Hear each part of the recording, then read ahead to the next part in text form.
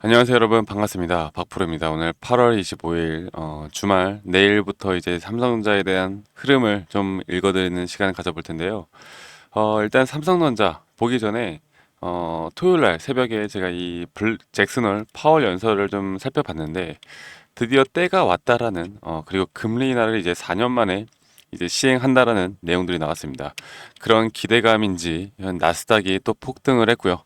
그리고 엔비디아가 4% 넘게 상승을 하는 등 너무나 좋은 흐름이 나왔습니다. 삼성전자도 아마 내일 갭 상승을 띄우면서 주가가 상승 곡선을 달릴 텐데, 일단 여러분들께 말씀을 드리고 싶은 건, 현재 단기적으로 그래도 한 달여가량은 더 상승할 수 있는 모습을 보여줄 수 있다는 거, 제가 거기에 대해서 여러분들께 좀 말씀을 드릴 거고, 이 단기 고점 이후에 그러면 과연 삼성전자에 대한 흐름은 또 어떻게 될 것인가, 과연 9월 금리 인하 이후에 삼성전자 그리고 혹은 우리나라 대형주 중심으로 주가의 방향성이 어떻게 될 것인가를 좀 말씀드리겠습니다.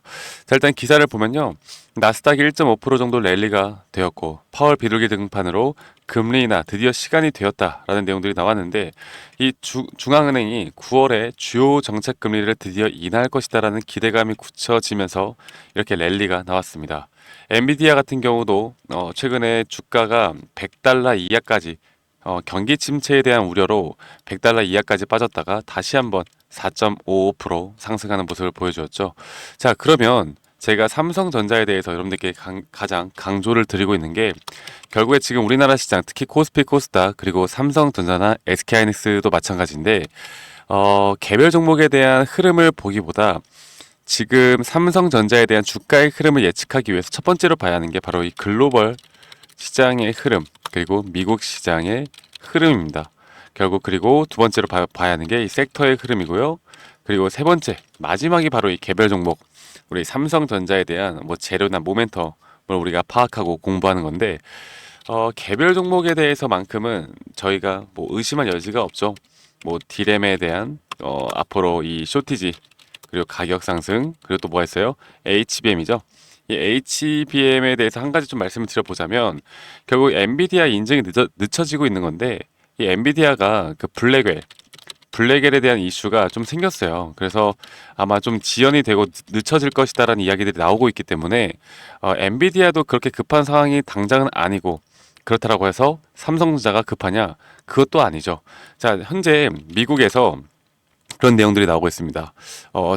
우리나라 삼성전자나 SK하이닉스가 중국에 HBM을 수출하지 못하는, 수출하면은 바로 우리에게 어느 정도 보조금이나 여러 가지 또 이점이 아닌 좀 제한을 두겠다, 이런 내용들이 나오면서 중국에서는 그런 법안이 통과되기 전까지 최대한 이 삼성전자의 HBM을 확보하기 위해서 하기 위한 공급 전쟁이 일어날 것 같다. 그래서 삼성전자 입장에서는 HBM에 대한 수율만 맞춰진다라고 하면 굳이 엔비디아가 아니더라도 앞으로 이런 공급에 대해서 문제가 단기적으로는 없을 거라는 거죠. 그만큼 엔비디아도 결국에 삼성전자에 의지를 할 수밖에 없는 상황이 나올 것이고, 그렇기 때문에 이 HBM에 대한 기대감, 그리고 디램에 대한, 그리고 낸드 플래시까지 합쳐서 삼성전자의 매출과 영업이익은 앞으로 분기별로 또 다시 3분기 때는 더 크게, 우리가 예상하는 것보다 더 큰 어닝에 대한 실적이 나올 수도 있다라는 걸 여러분들이 일단 아셔야 됩니다. 자, 그런데 이런 좋은 내용들이 아무리 나온다 하더라도 결국 글로벌 시장이 따라가지 못하고 글로벌 시장이 침체에 대한 하락이 나온다라고 하면, 최근에 이 주가가 경기 침체에 대한 우려로 주가가 이렇게 빠졌듯이 결국 시장의 흐름에 따라갈 수밖에 없는 우리나라 시장의 또 현실이죠. 또 우리나라 시장뿐만 아니라 사실 아시아 시장에 어쩔 수 없는 흐름이다라는 걸 우리가 알아야 합니다. 자, 그러면 지금부터 우리가 생각을 해봐야겠죠. 그러면 우리는 어떤 것들을 먼저 판단을 해야 되냐? 바로 이 글로벌 시장의, 그리고 미국 시장의 흐름을 판단을 해야 되는데, 이런 것들은 앞으로 9월에 있을 금리 인하를 또 우리가 생각을 해볼 수가 있겠고, 11월에 있을 대선까지도 생각을 해볼 수가 있습니다. 자, 일단 단기적으로 볼 때 이 금리에 대한 기대감으로 현재 다시 올라가고 있는 건데, 이 기대감이라는 게 과연 어디까지 올라갈까를 생각을 해본다라고 하면, 아마도 저는 9월에 금리 인하 발표를 하고 나서 단기적으로 한 10월까지는 더 좋은 모습을 나타낼 수 있다. 그래서 삼성전자 같은 경우 주가의 방향성이 단기 고점을 나타낼 수 있다는 건데, 근데 한 가지 더 말씀을 드리고 싶은 건 여러분들이 뭐 증권사에 대한 목표가, 그리고 우리가 주식을 하는 데 있어서 예를 들어서 나는 10만 원에 매도를 할 거야. 아니면 나는 9만 원에 그냥 매도를 할 거야. 이렇게 목표가를 정해두고 투자를 하면요, 90% 이상이 투자 실패라고 말씀드렸어요. 우리는 목표가라는 걸 구간별로 생각을 하고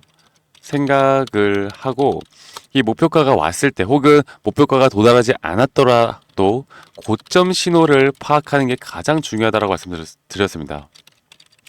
이 목표가라는 걸 우리가 정확히 알 수는 없어요. 왜냐면 그런 것들이 예측을 하는 건 그냥 뭐 어떻게 보면 약간 샤머니즘 같은 그냥 미래 예측을 하는 사람들이나 말을 하는 거고, 그런 것들은 말이 안 됩니다. 결국 우리는 매도에 대한 타점, 결국 돈을 버는 건 타점인데, 이 매도에 대한 타점을 고점 신호에서 우리가 매도를 해야 된다. 아니면 세력들이 매도하기 전에 우리가 먼저 나가는 게 가장 이상적이긴 한데, 이런 것들을 파악하는 것도 그렇게 쉽지는 않아요. 그래서 어느 정도의 고점 신호만 나오더라도 일단은 비중을 줄여야 합니다. 제가 여기에 대한 근거를 한 번 더 좀 말씀을 드릴 텐데요. 일단 기준금리에 대해서 먼저 말씀을 드려보자면, 미국이 이전에 2000년도에 6.5%에서 1.25%, 이렇게 보시면 되겠다. 네, 그리고 2006년도에 5.25에서 2008년도 0.25, 그리고 2018년도가 2.5에서 다시 0%대로 하락을, 금리 인하를 했던 기록이 있습니다. 자, 그러면 역사적으로 볼 때 과연 어떤 흐름들이 나왔나 좀 보면요. 다우존스가 이렇게 상승하는 기간은 이 금리 인하에 대한 기대감, 그리고 금리가 인상되던 그 시기입니다. 그러면 금리 인하가 발표되고 나서 어떤 흐름들이 나왔는지 보도록 할게요. 자, 이렇게 지수가 빠지죠. 지수가 빠지고 지수가 빠집니다. 이런 현상이 왜 나올까요? 제가 여러분들께 한 가지 좀 정말 중요한 걸 말씀드려보자면, 결국 금리 인하 기대감으로 현재 고금리 상태일 때 주가는 오른다. 그런데 금리 인하가 딱 시작하고 나면요, 첫 번째로는 단기적으로 조정이 옵니다. 이거는 제가 예측하는 게 아니라 역사적으로 항상 그래왔다.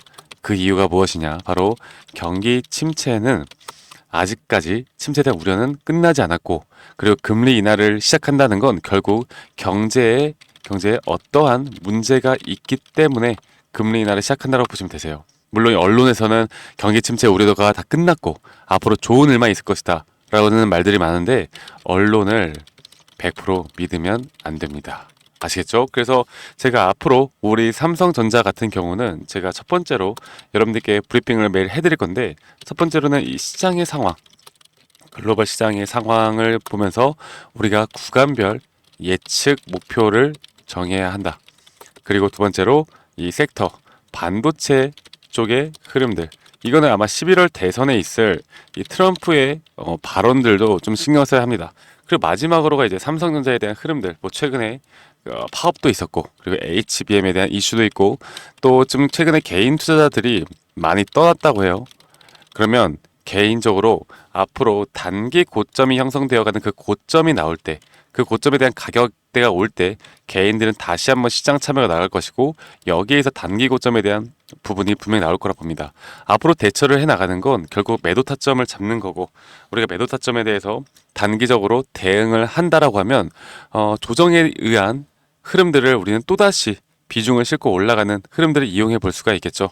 그래서 이런 흐름들을 앞으로 여러분들이 꼭 아셔야 되고, 제가 우리 구독자분들을 위해서 이런 흐름들을 계속해서 브리핑해드리고 여러분들과 함께 해나갈 거니까요. 여러분들 내일부터의 흐름들 같이 저와 함께 여러분들이 이런 정보들 공유 받으시면서 정말 돈을 벌 수 있는 기회를 한번 만들어 보시길 바라겠습니다. 그래서 제가 이런 정보들과 앞으로 이런 타점들을 문자로 제공을 해드리도록 할게요.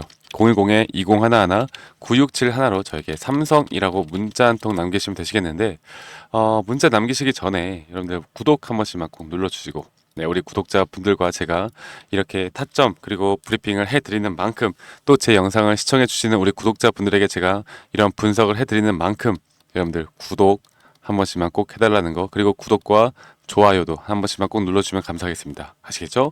자, 그러면 결국 돈을 번다라는 건 말씀드렸던 것처럼 이렇게 매도 타점을 잘 잡는 게 중요하고, 그리고 또 매수 타점을 잘 잡는 게 중요하고, 결국엔 간단한 원칙과 원리인데, 사실 이 매도 타점을 잘 잡을 수 있어요. 그런데 사람들은, 결국 개인 투자자분들은 결국 이 욕심이라는 단어 하나 때문에 우리가 이런 많은 것들을 놓칩니다. 그리고 매수 타점 또한, 이것도 또한 욕심이거든요.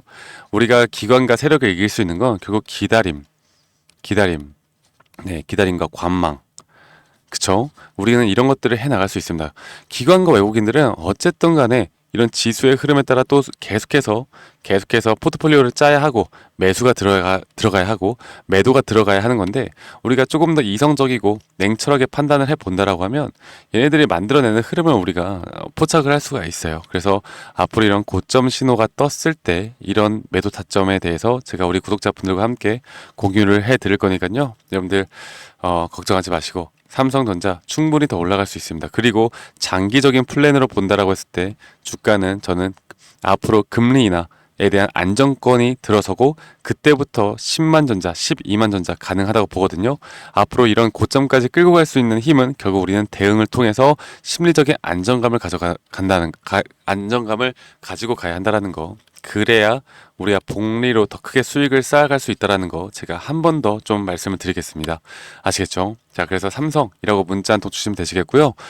주말 일요일입니다. 이제 내일부터 이제 우리 정말 또 중요한 하루하루가 지나갈 텐데, 여러분들 남은 주말 잘 보내시고, 지금 현재 여름이 고점이 날씨가 이제부터 좀 시원해진다고 해요. 정말 무더위로 많이 고생들 하셨을 텐데, 이제 가을은 여러분들 우리가 수익도 많이 보고 더 좋은 날만 펼쳐지길 저도 기원하겠습니다. 여러분들 저 박프로 영상 많이 시청해 주시고요. 문자 한 통 보내주시면 제가 이런 도움들 드릴 거니까 문자도 한 통 보내시고, 내일부터 여러분들이 이 영상을 늦게 시청하시더라도 내일 장 전에 언제든 문자 보내시면 제가 이런 대응들 도움 드릴 테니까요. 문자 한 통 보내주시면 되시겠습니다. 아시겠죠? 자, 그러면 저는 다음에 더 좋은 영상으로 여러분들께 인사드리도록 하겠습니다. 감사합니다. 박프로였습니다.